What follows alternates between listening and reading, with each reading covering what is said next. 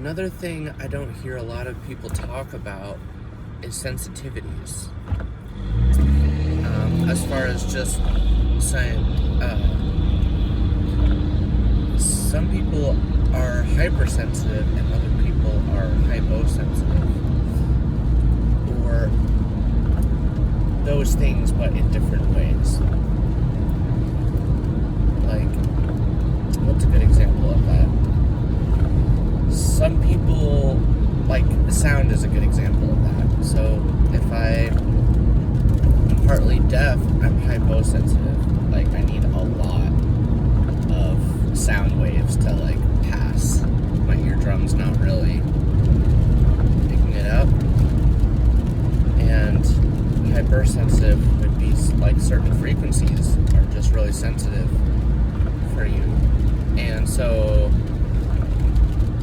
that also extends into lots of other realms, as you can imagine. And a lot of times it seems like sensitivities, as far as doing exciting and daring things, is tightly related with a healthy sense of caution and fear. Because we are rather fragile beings in this world.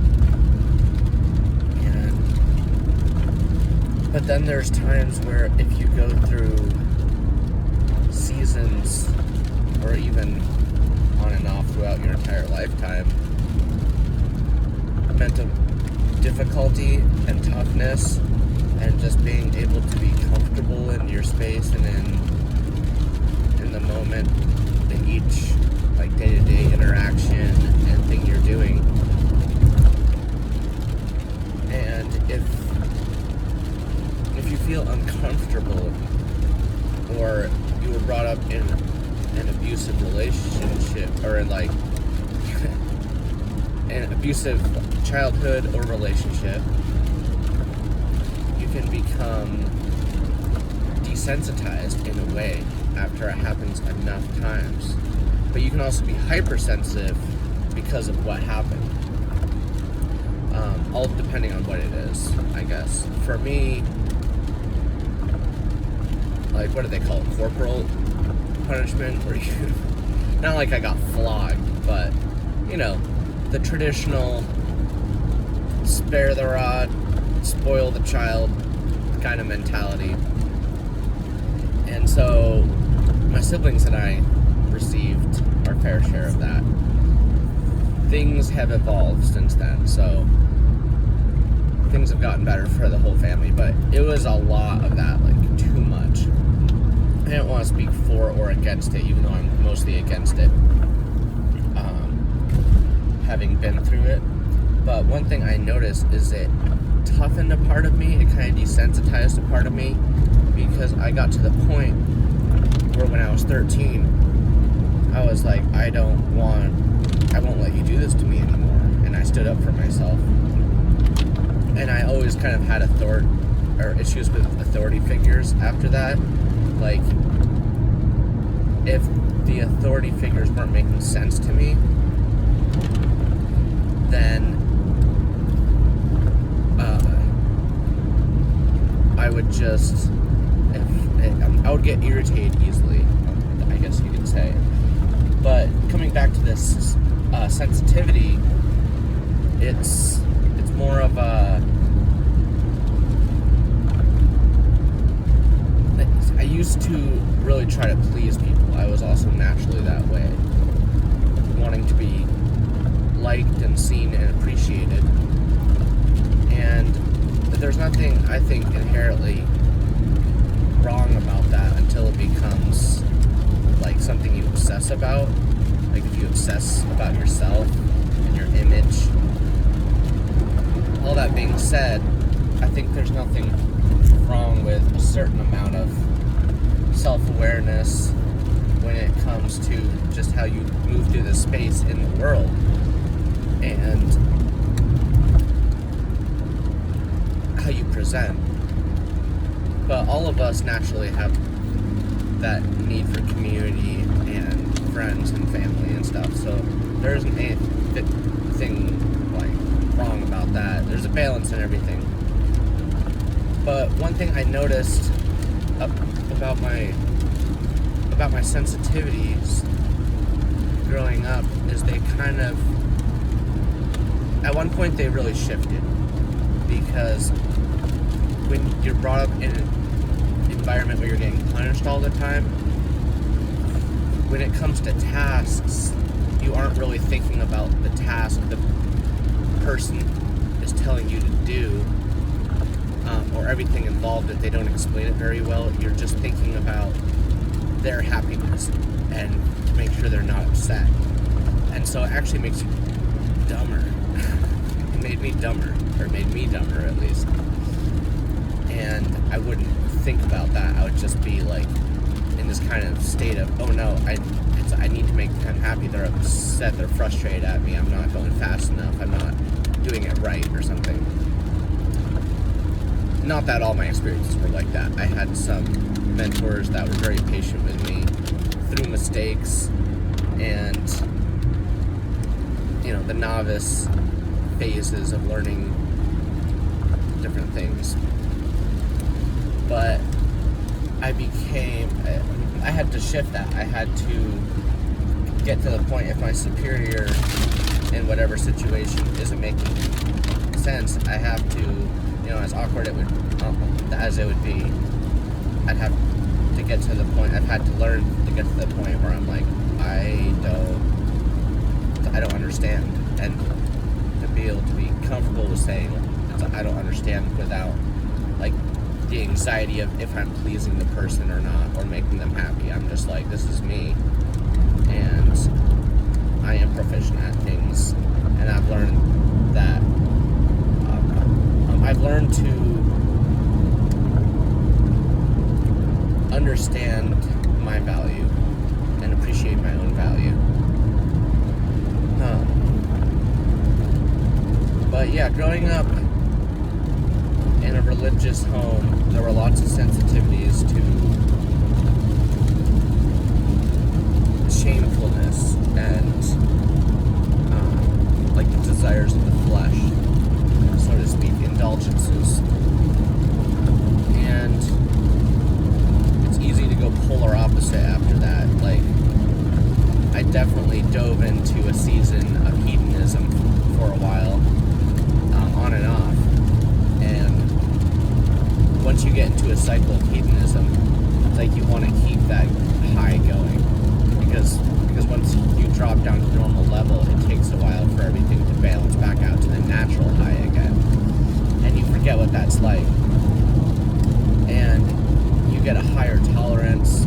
And when you have a higher tolerance, you lose your sensitivities to certain things, or it's easy to. And I've noticed that with cannabis, is that when I smoke that now, it brings me into a sensitivity with certain things that I ordinarily wouldn't give the time of day to think about, like those small things. That if I had a mentor early on to talk to me about substances without any kind of like weirdness or anything like that, just very matter of a fact, I would have liked them to tell me about the ups and downs. Like, these things can work as enhancers in the right doses and at the right times in the right environments. But when you start doing something a lot, the body just adapts to that being normal and makes that normal over time. And so you have to have that thing, and that's where the dependency comes in. And I guess you can become more sensitive to things in a state of lack. And the state of lack being if you get used to something and then you don't have it. Sensitivities can also be increased, I could see, in that state. But oftentimes for me, they're not, and it's easier to get frustrated at things this concept I've heard before, other people talk about it, universal compassion. So I mostly get frustrated at inanimate objects, things that just like sometimes it seems like something is like messing with me, like some invisible force is messing with me. I don't know if any of you guys have had that, but I perceive it that way. Sometimes I'm just like clumsy or having a day where I'm just tripping over stuff is in my way, I'm just not synchronized with a good flow through things. Like so far today I am, everything's been pretty chill, but there's some days I wake up and kind of just get into a bit of a mania. And I noticed when I had not done any coffee or anything like that, like everything was a lot more even keel, and I was more influenced by my external environment than my internal environment.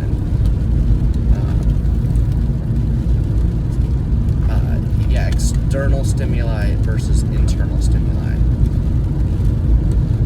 And then during exciting events, I would want to have the internal stimuli with the external stimuli, and then you like have the potential to get like really high on whatever.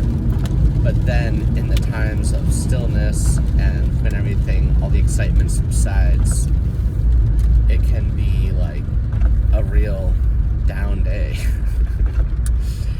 And it's harder to feel the sensitivities, the subtle sensitivities to just the small things in life that are enjoyable without any substances being involved. So they can enhance things, but it's hard sometimes when something really helps you and you just want it to keep helping you more and you don't know when to stop. So that's one thing. If I had a good review over like the different substances and their benefits and things to be careful of, because there's a certain balance with everything like that, and I've totally gone overboard so many times, and I've learned, I'm 36 now, and I've learned to just be a little more careful with things. I don't need to get like per se loaded. I can just have it be more even keel and my energy lasts longer, and it doesn't have this spike, and then I'm like, it's like my brain's like, wee, and then it's like, I'm tired, I'm done. And you just have to like peace out and Irish goodbye everyone, and at a gathering or a party or whatever. And at work, sustained energy.